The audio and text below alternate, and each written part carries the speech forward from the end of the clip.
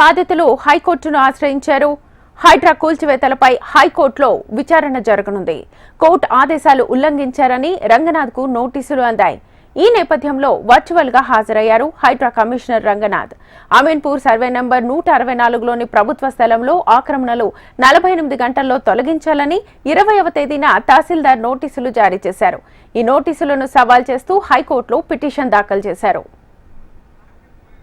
ఇదే అంశానికి సంబంధించి ఫుల్ డీటెయిల్స్ మా ప్రతినిధి ఆర్కే అడిగి తెలుసుకుందాం. ఆర్కే,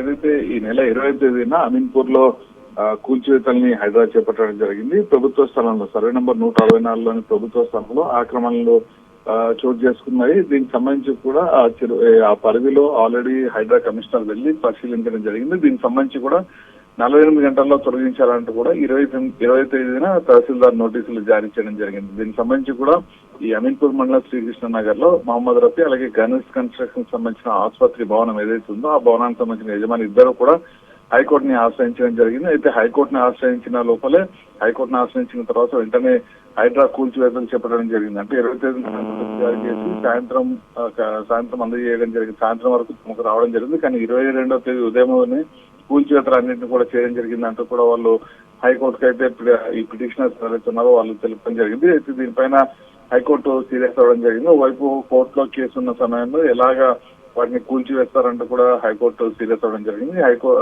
హైడ్రా కమిషనర్ రంగనాథ్ తో పాటు అమీన్పూర్ తహసీల్దార్ ఇద్దరు కూడా వర్చువల్ గా కానీ లేకపోతే నేరుగా హైకోర్టుకు వచ్చి కానీ దీనిపైన ఎక్స్ప్లెనేషన్ ఇవ్వాలంటూ కూడా హైకోర్టు అయితే ఆదేశించడం జరిగింది. దీనికి సంబంధించి కూడా వర్చువల్ గానే ఇద్దరు కూడా హాజరవ్వడం జరిగింది. దీనికి సంబంధించి ఇంకా ప్రస్తుతం అయితే అక్కడ కోర్టులో వాదనలు అయితే కొనసాగుతున్నాయి. అయితే దీనిపైన మాత్రం హైకోర్టు ఇద్దరి పైన కూడా కొంత సీరియస్ అవ్వడం జరిగింది. అయితే హైడ్రా కమిషనర్ మాత్రం దీనిపైన చాలా స్పష్టంగా ఉన్నారు. నిన్న ఆయనతో మాట్లాడిన సమయంలో కూడా కోర్టు ముందు తమ వాదనలు ఏవైతున్నాయో ఖచ్చితంగా వాటిని వినిపిస్తాము, అందులో ఎలాంటి అభ్యంతరం లేదు అంటూ కూడా ఆయన అయితే చెప్పడం జరిగింది. ఏదేమైనా కూడా మరి కాసేపట్లో దీనికి సంబంధించి హైకోర్టు హైడ్రా కమిషనర్ అలాగే తహసీల్దార్ చెప్పే మాటలు వింటుందా లేకపోతే ఎలాంటి యాక్షన్ తీసుకుంటుందని మాత్రం చూడాల్సి ఉంటుంది.